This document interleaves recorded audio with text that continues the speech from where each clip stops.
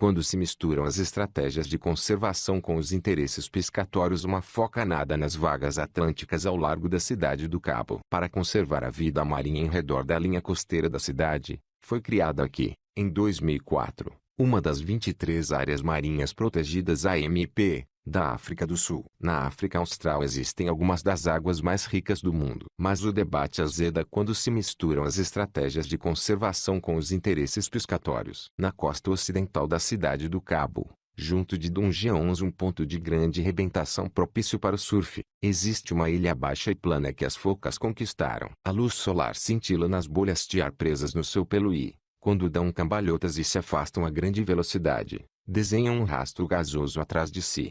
A ilha situa-se na zona de acesso restrito de Carbonkelberg, uma reserva integral incluída numa área protegida muito vasta que inclui a maior parte da linha costeira da cidade do Cabo. Carbonkelberg é um daqueles lugares onde o ser humano pode sentir por momentos que o mundo oceânico está em paz. No entanto, se fizer o que eu fiz e olhar para o alto, avistará uma fila de homens subindo penosamente uma encosta carregando sacas pesadas às costas. Afastando-me das focas ginastas, nadei até uma enseada minúscula. Em terra vi um tapete de conchas de abalone vazias. Do tamanho de tigelas de sopa, reluziam com tons cor-de-rosa e verdes, como cenas de uma aurora boreal. No ar, pairava um odor intenso causado pelo fedor das focas e das laminárias apodrecidas. Um ibis caminhava entre as conchas, bicando pedaços de tripas de abalone. Trepei para uma rocha de topo plano que, minutos antes, servira de matadouro de marisco. Fora aqui que os homens tinham arrancado a carne das conchas, com os polegares, para encher as suas sacas. Do alto da enseada, entre uma gloriosa mancha de flores silvestres, o caminho íngreme e zigue-zagueante atravessa uma cumeira até a vila de Angberg. Ao longo deste trilho, a autoestrada dos pescadores furtivos, são transportadas todos os anos centenas de toneladas de abalone capturado ilegalmente, per Lemoine, em idioma africâner. A carne entra numa rede de abastecimento composta por intermediários e transformadores, e é depois encaminhada para Hong Kong e outros destinos da Ásia. Artigo conserva a pesca. Na África do Sul, o abalone é sinônimo de fracasso. Fracasso na aplicação da lei, fracasso da gestão pesqueira e fracasso do contrato social que defende um uso sustentável do mar. O abalone é um recurso arruinado e aqueles que o apanham furtivamente são normalmente insultados como abutres que enriquecem à custa dos últimos exemplares de um recurso moribundo. O abalone, porém, é somente uma peça de uma tragédia marinha mais vasta. Um terço das populações de espécies de peixe capturadas para fins comerciais e recreativos junto da costa, denominada pesca à linha, uma vez que é praticada sobretudo com alinhas, sucumbiram. Em 2000, o governo declarou o estado de emergência e reduziu drasticamente o número de licenças de pesca comercial. Contudo, várias populações mantêm-se em níveis perigosamente baixos. A pesca comercial de 4 dezenas de espécies tradicionalmente pescadas à linha encontra-se proibida. Até a captura do peixe nacional, uma espécie de pargo com 30 centímetros de comprimento que se alimenta de mexilhões, conhecido localmente como gaujoen, foi interdita. Na África do Sul, a angústia provocada pela diminuição das capturas e pelo desaparecimento das espécies faz-se sentir de forma aguda. Até porque uma crise do peixe é também uma crise das pescas. Considera-se que metade das comunidades da África Austral que se dedicam à pesca de subsistência está em situação de insegurança alimentar porque a base do seu sustento está em risco. Em 1994, porém, quando Nelson Mandela foi eleito presidente da recém-democrática África do Sul, o seu partido, o Congresso Nacional Africano, classificou o peixe como nivelador social e melhorador das condições de vida dos pobres. Inicialmente as perspectivas de transformação social pareciam boas. Milhares de indivíduos em situação de desfavorecimento histórico, negros e pessoas de cor, o termo aceite na África do Sul para os indivíduos de descendência predominantemente europeia e africana, obtiveram direitos de pesca. Em 2004, mais de 60% da cota de pesca comercial estava nas mãos deste grupo, em comparação com menos de 1% 10 anos antes. Porém, quando o estado de emergência se tornou visível na pesca à linha, o governo já convidara gente a mais para a mesa e havia mais convidados do que comida disponível. Pior ainda, uma categoria inteira de pescadores ficara de fora. A nova política de pescas aplicava-se à pesca comercial, recreativa e de subsistência, ao passo que este grupo era composto por pessoas que pescam apenas para se alimentar. A pesca artesanal ou de pequena escala não fora incluída. Estes pescadores não eram estritamente de subsistência nem totalmente comerciais. Mais importante do que isso, consideravam-se parte das comunidades pescatórias. Procuravam direitos coletivos e acesso comunitário aos recursos e deram por si desenquadrados de um sistema de cotas baseado em propriedade privatizada. Para estes operadores de pequena escala, a exclusão do processo de afectação de cotas parecia uma recordação do apartheid. E surgiu também uma fonte de alienação, algo que num mundo perfeito teria sido seu melhor amigo: as áreas marinhas protegidas AMP. Esses fragmentos de costa e leito marinho reservados para proteção total ou parcial face à exploração humana. As AMP são como oásis num deserto. A vida marinha prospera em cada refúgio azul e espalha-se para as zonas vizinhas, melhorando as capturas e sustentando vidas. As AMP são indispensáveis para a conservação da vida marinha e para a gestão das pescarias, e quase todos os países marítimos assinaram um Tratado das Nações Unidas com o objetivo de proteger 10% dos oceanos mundiais até 2020. Contudo, para muitas comunidades pescatórias de pequena escala, as AMP esfregam sal nas feridas da desigualdade, sobretudo quando uma zona de captura interdita se localiza mesmo na porta de uma comunidade, como acontece em Angeberg, pois o santuário de Karbonkelberg abrange toda a costa acessível durante quilômetros. Angeberg espraia-se sobre uma encosta com vista para o subúrbio da Baía Alta e a sua praia. Os pescadores furtivos contratam vigias para ficarem de atalaia aos agentes policiais. Os informadores da polícia também estão à espreita, denunciando a presença de pescadores furtivos. Andei pelo labirinto de vielas de Angeberg na companhia de Donovan van der Eden,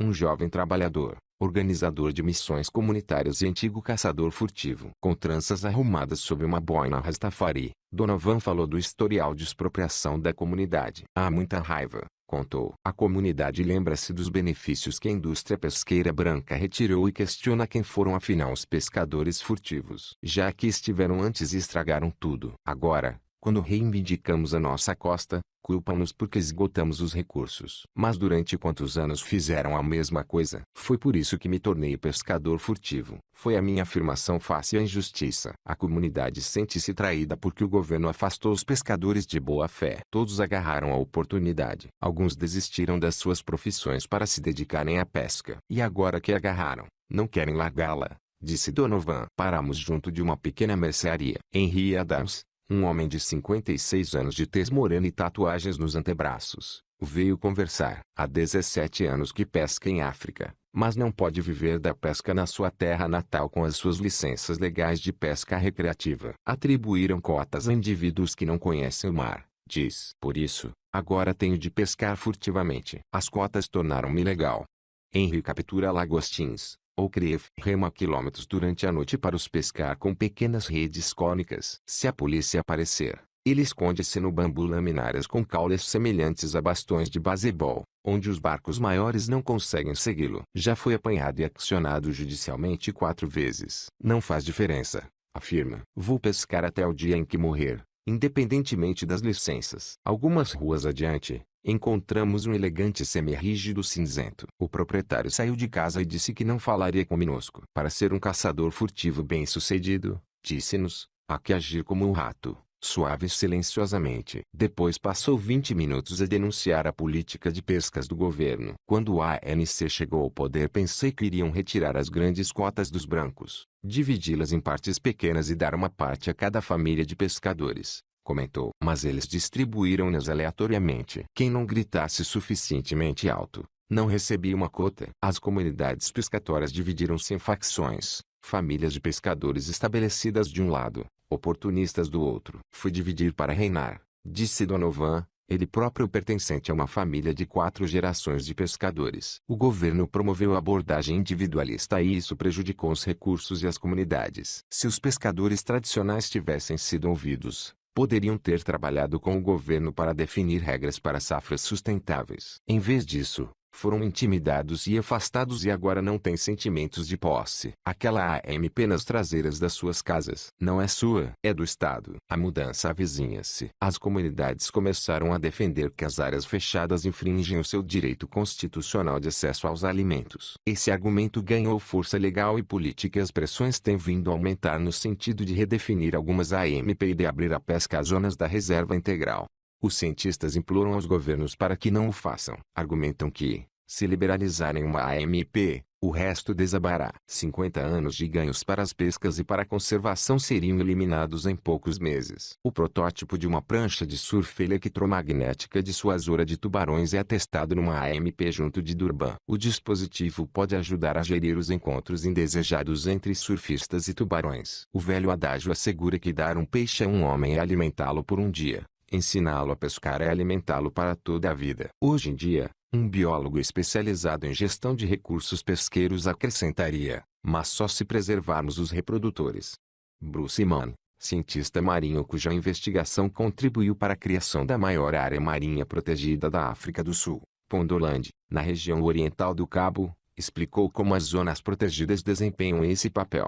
As AMP funcionam como uma conta bancária, explicou no Instituto de Investigação Oceanográfica, em Durban. Investimos dinheiro e tempo na segurança de saber que o temos sempre lá. Mas também ganhamos alguns juros, alguns excedentes com os quais podemos viver. Seguindo esta lógica, os pescadores que pescam furtivamente numa AMP estão, na melhor das hipóteses, a desperdiçar o seu capital e, na pior, a roubar o banco. O que os leva a fazê-lo? Para descobrir, conduzi 130 quilômetros para norte da cidade do Cabo, rumo a Langebaan, uma sinuosa lagoa de água salgada na costa ocidental da África do Sul. Os pântanos abrigados de Langebaan, os seus bancos de areia e baixios azul turquesa são uma importante maternidade de peixes, um refúgio e uma zona de alimentação para centenas de espécies de aves.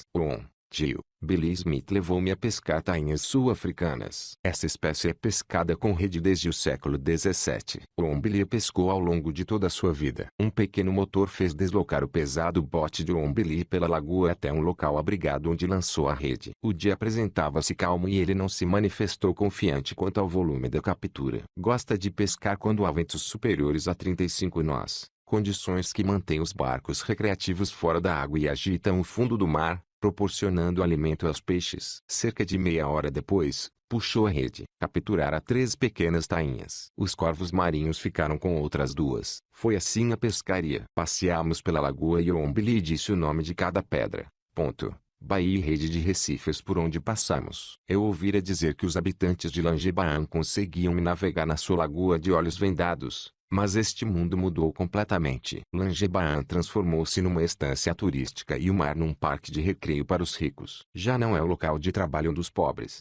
Billy apontou-me terras na linha costeira de Langebaan que haviam pertencido à comunidade antes do apartheid. Depois, fora desenhada uma linha, brancos a sul, negros a norte, e uma comunidade ficou virada do avesso. Agora, há linhas no mar. Em 1985, com a criação de uma AMP, a lagoa foi dividida em 3 zonas. Os pescadores só podem lançar as suas redes numa zona recreativa adjacente à vila, tendo de partilhá-la com um máximo de 400 barcos a motor e uma armada de kiteboards e jet skis. Dizem que todo este tráfego afasta os cardumes de tainhas para os 2/3 da lagoa onde não lhes é permitido pescar. Para a comunidade pescatória, a AMP parece outro tipo de retirada à força, não um símbolo de promessa, o banco da natureza, com juros pagos a todos, mas uma sentença continuada de exclusão e recusa. Juntei-me a um grupo de pescadores em casa de Solene Smith, uma líder da comunidade. Estavam todos amontoados como sardinhas em lata numa estreita faixa de sombra atrás da casa. A aguardente fluía, as lágrimas escorriam e o fogo das vozes crescia. Um deles estava prestes a ser acusado judicialmente por pescar na zona restrita. Muito provavelmente confiscar-lhe o barco e o equipamento.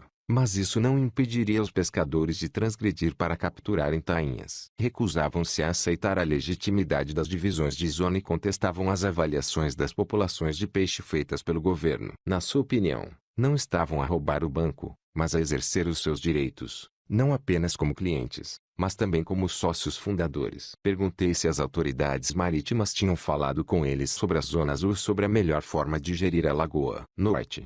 Responderam: nunca. A solidariedade encorajou os pescadores de pequena escala e as recentes vitórias legais fortaleceram a causa. Os tribunais defenderam os direitos consuetudinários das comunidades pescatórias tradicionais e exigiram ao governo que modificasse a legislação sobre as pescas de modo a permitir uma abordagem de base comunitária à gestão dos recursos marinhos.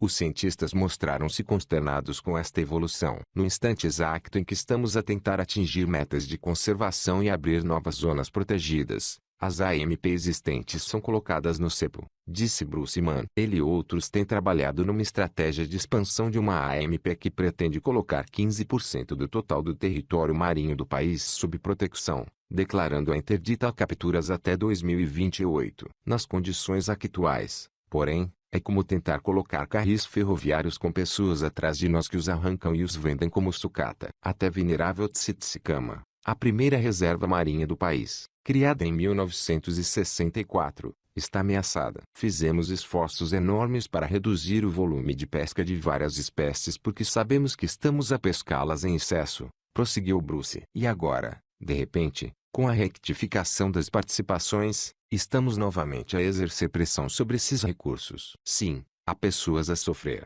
têm fome e precisam de alimento. Mas estes pescadores estarão a pescar aquilo que demoramos décadas a recuperar, com grandes dificuldades. E isso vai ser destruído em pouco tempo. É terrivelmente complicado e emotivo. Os cientistas sentem-se agoniados com a ideia de abrir as AMP à exploração, ao passo que os pescadores ficam agoniados com a ideia de que elas permaneçam fechadas.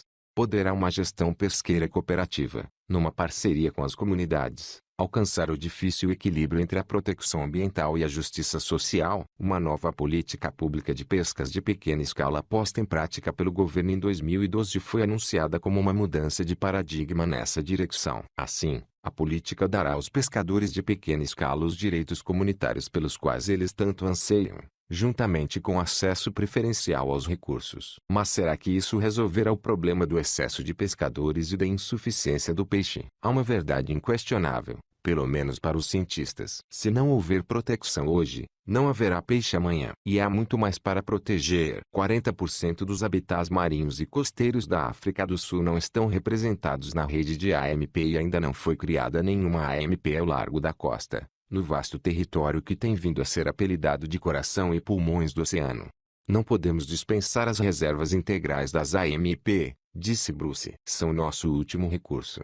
Além de serem refúgios e bancos de peixe, fornecem pontos ecológicos de referência de como deve ser um ecossistema saudável. E são possivelmente o último local onde é possível observar espécies que foram perseguidas até extinção. Uma delas é um pargo vermelho muito popular na pesca desportiva que foi acrescentado à lista de captura proibida em 2012. Estes gigantescos peixes eram comuns na pesca linha sul-africana, podendo atingir 2 metros de comprimento e 70 quilogramas. São capazes de cortar os dedos a um pescador incauto com as suas mandíbulas. Até há pouco tempo, era um peixe desafiante para a pesca, delicioso à mesa e tão abundante como as estrelas no céu austral. Agora, por incrível que pareça, praticamente desapareceu. Descobri que havia um pargo vermelho residente na reserva marinha de Castle Rocks, junto ao gancho de terra formado pela Península do Cabo. Por isso, certa manhã, fui lá espreitar. Ajoelhei-me no leito marinho enquanto as vagas do oceano agitavam como um vento subaquático os bosques de laminárias e os corais moles. Vi esse peixe por todo lado. Papagaios do cabo e galjões fugiam pela pradaria marinha como aves numa floresta tropical. Um tubarão-gato leopardo contorcia-se sob uma saliência a alguns centímetros de distância. Deslizei as mãos por baixo dele e ergui-o para fora de água. Ficou tanto como uma baguete. Voltei a colocá-lo debaixo da saliência e vi-o afastar-se rapidamente. O meu parceiro de mergulho bateu-me no ombro e apontou.